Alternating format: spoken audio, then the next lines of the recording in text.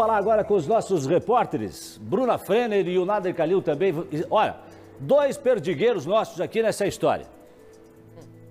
O Nader e a Bruna.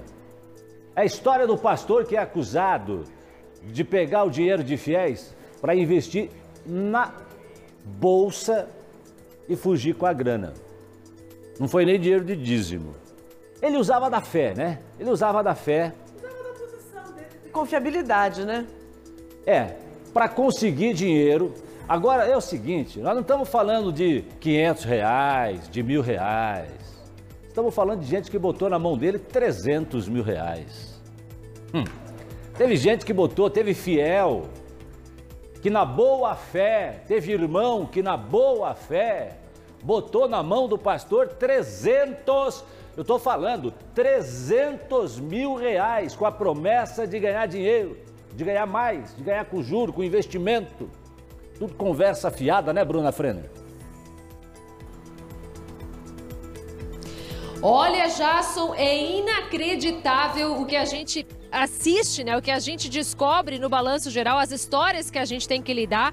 E desta vez um pastor é investigado, então, pela Polícia Civil, porque usa, então, né, da sua posição ali de liderança religiosa, para quê? Para tentar conquistar esses fiéis. E eu fui com essa pergunta para o delegado. Ô, delegado, teve gente que caiu aí com 300 mil, com 500 mil. Dele, Bruna, teve gente que chegou a depositar R$1 milhão porque achou que ia fazer um investimento e depois ia conseguir recuperar o dinheiro, ia dobrar esse investimento. E o que aconteceu? O pastor sumiu. O pastor sumiu, Jasson. A gente preparou uma reportagem completa em relação a isso, tá? Para falar, para dar todos esses detalhes. E, Jasson, tive uma dificuldade, inclusive, de conversar com as vítimas, porque muitas delas estão com vergonha, sabia, Jasson? Reportagem no ar, vamos lá.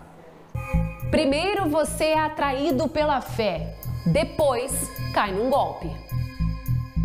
A história do pastor evangélico de Umuarama, no noroeste do Paraná, que é suspeito de aplicar um golpe milionário na cidade. Marcos Eleandro da Costa teria usado o cargo de pastor para enganar os fiéis. Ele conduzia a igreja denominada de Comunidade do Reino do Pastor.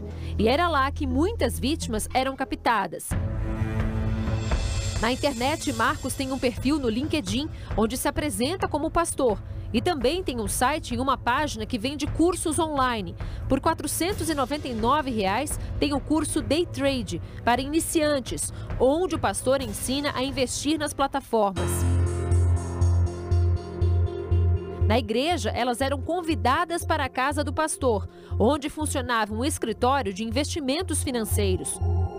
As pessoas noticiam que elas passaram determinados valores e essa pessoa prometia investir esses valores na bolsa de valores e devolver para essas pessoas o valor principal acrescido de um juro. Ela prometia aí o pagamento de uma taxa de juros de aproximadamente 6% ao mês. Neste boletim de ocorrência, o morador de Umuarama declara que foi procurado pelo pastor para investir na Bolsa de Valores no dia 18 de fevereiro desse ano. Ele depositou R$40 mil na conta de Marcos e no dia 31 de março fez outro depósito de mais R$50 mil. Porém, o pastor sumiu com o dinheiro e não responde mais às ligações. Nós contabilizamos um valor aproximado aí de R$4 milhões que esse pastor teria recebido dessas pessoas. Somente uma das vítimas passou para ele o valor de R$1.340.000. Nós tentamos conversar com uma das vítimas. Esse golpe aí é mais que um golpe, né? Foi algo assim que usou do psicológico e nós estamos num grupo de pessoas que foram lesadas, sabe? Eu prefiro não me expor nesse momento aí. A gente tá meio machucado, sabe? Ainda de acordo com a Polícia Civil de Umuarama, o pastor pode ser indiciado por estelionato, mas a delegacia ainda investiga outros crimes desta pessoa. Nós recebemos a informação, um boletim de ocorrência, na verdade, de pessoas que seriam funcionários dessa empresa. Ele possuía, de fato, esse escritório aqui na cidade, as pessoas procuraram por informações dele aqui e não encontraram ele mais. E também sumiu da cidade sem efetuar pagamento para esses funcionários, sem efetuar pagamentos das verbas trabalhistas, inclusive. A partir de agora, a Polícia Civil vai dar andamento às investigações, ouvir todas essas vítimas, apurar se de fato houve, como o doutor já bem pontuou, aplicação financeira ou não, para definir se realmente é só um estelionato ou se tem outros crimes também cometidos por esse autor.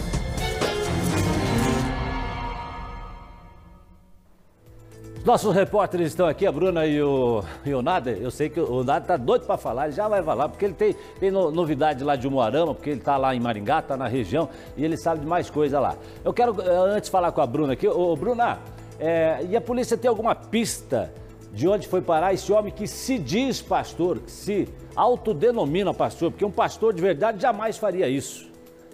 Um homem de fé, um pastor de verdade, jamais faria isso. Isso não é pastor. Então, Jasson, Concordo com você, Jasson. Inclusive, foi essa a pergunta que eu fiz para o delegado hoje cedo, o delegado Gabriel, responsável por essa investigação. Inclusive, ele reforçou, né? Fez um pedido para que as vítimas procurem a delegacia, não só de Umuarama, né? Mas se alguém mais tiver a informação desse pastor, que também avise a polícia. E até agora, o pastor não foi encontrado. Na reportagem, a gente também ligou para ele, só dá desligado. As vítimas não conseguem mais conversar com ele. Você viu, né, Jasson, que ali no grupo há mais de 20 pessoas vítimas dessa história e essas pessoas também não conseguem mais contato com o pastor. Sumiu do mapa, viu, Jasson? Será que foi arrebatado? Nem arrebatado, nem abduzido. Meu Deus do céu. Ô Nader Calil, como é que o pessoal está se sentindo? Eu fiquei assustado, Nader, porque eu fiquei sabendo, até falei aqui antes de chamar a reportagem da Bruna, que teve gente que colocou 300 mil na mão do pastor. Agora, na reportagem da Bruna, o delegado falou que teve gente que colocou R$1 milhão na mão desse pastor, desse falso pastor, né? Eu duvido que seja pastor. Como é que uma pessoa que dá um golpe desse vai ser pastor, Nader? 1 milhão já, são 340 mil reais, para ser preciso, como disse ali o próprio delegado. E o fato que chama a atenção é que o Marcos Eleandro da Costa, ele não deu golpe só nas vítimas. Repito, são 21 vítimas até agora, mas os funcionários da empresa M da Costa Consultoria Financeira. Outro detalhe importante é que esses funcionários, eles entraram em contato conosco aqui da REC TV na manhã de hoje para que a gente fale que eles também foram vítimas do pastor Marcos, porque eles não receberam os salários do mês e muito menos a rescisão salarial, ou seja, se forem demitidos, se a empresa fechou e aí pagar os acordos com esses funcionários. Porque esses funcionários, na verdade, hoje registraram boletins de ocorrência porque estão sendo ameaçados de mortes pelas vítimas, já que, segundo as vítimas, eles ali estavam e eles estariam ajudando a cooptar mais vítimas e auxiliando o Marcos Eleandro da Costa a aplicar esse golpe. Por isso, a polícia tem absoluta certeza, Jasson, de que o número de vítimas vai passar de 21 e o golpe vai passar de 4 milhões. Mas, Nader, por que tanta certeza? É que, como garantia, além de entregar documentos e questões que relacionavam a religião, ele também entregava, Jasson, notas promissórias e deixava contratos com essas pessoas. Todas essas pessoas eram angariadas nas igrejas que ele participava. Conversei com alguns policiais que estão trabalhando na investigação, eles disseram que não resta a mínima dúvida de que o pastor já estaria para o lado do Paraguai. Umuarama para o Paraguai já dá pouco mais de 200 quilômetros. Basta passar pela ponte Ayrton Senna, cruzando Guaíra, Salto del Guairá, pronto, já está no Paraguai. Então não resta dúvidas que esse é o caminho feito pelo pastor, com todo esse dinheiro cooptado pela a quadrilha a qual ele fazia parte. Ainda não se sabe quantas pessoas. A polícia também não descarta que esse pastor tenha feito algum trabalho junto com aquela equipe do Banco Sentinel, que há cerca de 3, 4 meses, nós falamos aqui que também acabaram aplicando um golpe milionário no município de Umuarama, também arrecadando dinheiro com lucros acima do mercado, de 6%, 8%, garantindo aí boa visibilidade no mercado financeiro, que na verdade não passava de um golpe. Vítimas no Paraná, São Paulo e Mato Grosso do Sul já foram confirmadas. Já sou doutora Márcia. Ô Nader, a doutora Márcia já vai também ter uma pergunta para você e vai comentar também a história, né, que mexe com a fé e tal. Agora ele tem, inclusive, alguns boletins de ocorrência contra ele. Hoje a produção me falou aqui, inclusive, que ele comprou 90 cadeiras. Comprou 90 cadeiras para a igreja. A igreja do reino do pastor Marcos Eleandro. Eu achava que era a igreja do reino de Jesus. É a igreja do reino do pastor Marcos. E aí, diz que foram lá cobrar as cadeiras que ele não pagou. Diz que ele ameaçou o cara que vendeu as cadeiras. Não é verdade? Tem mais essa ainda, é? Não, além desses fatos, há outros fatos relacionados à reforma do templo, onde ele pregava supostamente a palavra de Deus. É tão ruim para nós que temos fé, acreditamos no grande arquiteto do universo, num ser maior que comanda toda a nossa vida. Você vê pessoas usarem da fé, da bondade, para tentar ludibriar, enganar e angariar recursos. Não foi só as cadeiras, a aparelhagem de som, foi feita toda a reforma do templo a qual ele cooptava essas pessoas, foi feita a reforma do telhado, a ampliação, tudo isso para demonstrar veracidade das palavras que ele passava. Ele tentava demonstrar que arrecadando esse dinheiro a igreja obtinha lucro, retornava para os fiéis em forma de investimento e também retornava para o templo num lugar mais agradável para que todos pudessem processar a sua fé. Uma fé de mentira, Jason, enganando as pessoas duplamente, angariando recursos e também enganando a fé das pessoas. Não é só a questão do estelionato. Jason, doutora Márcia e Bruna. É, de fato, Nader. Mas tem a informação de quanto tempo ele ficou exercendo essa função de estelionatário, na verdade? Há boletins de ocorrência registrados, porque ele fez o seguinte, doutora, no início, como todos fazem, eles acabam recebendo dinheiro, o investimento é pouco, aí o retorno vem. O investimento é pouco, o retorno vem. Na terceira vez você vê que o investimento é bom, aí você coloca um pouco mais. E aí você acaba aplicando o seu retorno. E aí é onde ele pega as pessoas. Já nesse caso do cliente de R$1.340.000, foi a mesma coisa. Um investimento mínimo, um segundo investimento mínimo. No terceiro investimento, ele praticamente fez uma lavagem cerebral, convencendo a pessoa a aplicar um dinheiro muito maior. E outro detalhe, familiares da esposa também foram cooptados a entrar no esquema. Então não foram só vítimas da igreja, pessoas da própria família ligados à esposa também acabaram sendo cooptados para participar desse esquema aí milionário que vai ultrapassar com certeza a marca dos R$4 milhões, Jason. Respondendo a sua pergunta, doutora Márcia e Bruna. Ô, Nader, e aí é o seguinte, agora presta atenção. Prestou? Para. Ô, Bruna, quanto que ele prometia de retorno? Qual o lucro? Né? O que ele prometia para as pessoas? De quanto era? 70% de lucro, Jason, sendo que a maior parte dos investimentos aí pelo mundo falam em 20% de rendimento anual. Então é muito importante, não querendo colocar a culpa na vítima, né, Jason? Mas o estelionato é um crime, até a doutora pode comentar a respeito disso, que depende da participação da vítima para ser efetivado, Jason. Pois é, 70%. Olha, eu entendo as vítimas, que inclusive não queiram aparecer, né? não queiram dar o rosto. Eu acho que nesse momento a pessoa até se sente envergonhada. E a gente entende isso. Mas a vítima continua sendo a vítima, não é, Nader Calil?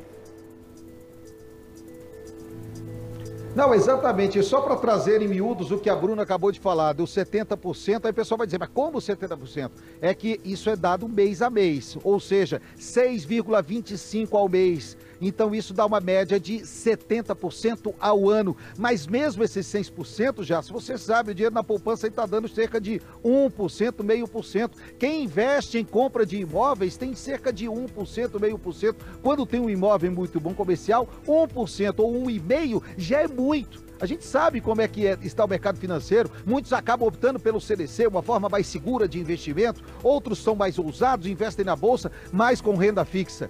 Agora, ele não, 6% já, só não há como você ter esse rendimento em lugar nenhum no mundo.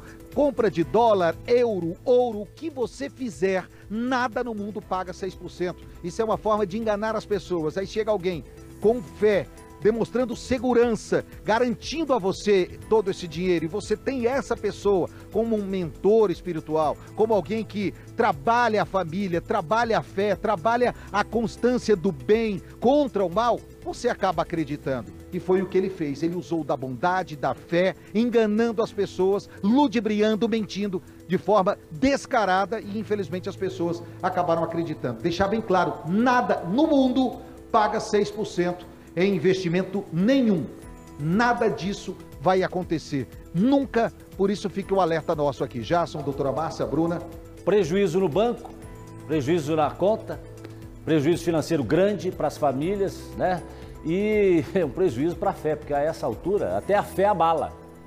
A essa altura até a fé abala. Porque o dinheiro, esse dinheiro, doutora Márcia, esse dinheiro, infelizmente, eu acho que não volta mais. Esse dinheiro já foi para o céu. Esse, Jasson, é chamado sistema Ponzi. Esse é um golpe que existe há mais de 100 anos, né? Em que se oferece, por uma quantidade de investimento, um valor absurdo e que, nos primeiros momentos, como o Nader falou, existe o retorno para exatamente aumentar o ganho. E aí chega um determinado momento em que já se arrebentou todas as possibilidades, então já ganhou todo o dinheiro possível e sim, ainda acaba dando golpe nos funcionários, nas próprias pessoas da igreja como fiéis, além do fato, os fornecedores, enfim. Mas é muito triste quando você vê que a pessoa usa daquele momento de autoridade dela, ou seja, da situação de ser um pastor, para nessa situação enganar as pessoas, né? Parabéns, Bruna Frenner, também ao Nader Kalil pelo trabalho que fizeram aí em relação a essa história, esse assunto, trazendo esse assunto para a gente aqui no Balanço Geral, que serve sempre de alerta para que a gente fique atento, né, aos acontecimentos. A gente não deve perder a fé nunca, mas a fé naquele que está lá em cima, tá? Porque o homem falha. O homem falha. Muito obrigado, Bruna. Obrigado também aí ao Nader Kalil pela reportagem. Parabéns aí. Vamos seguir acompanhando essa história aqui no Balanço Geral.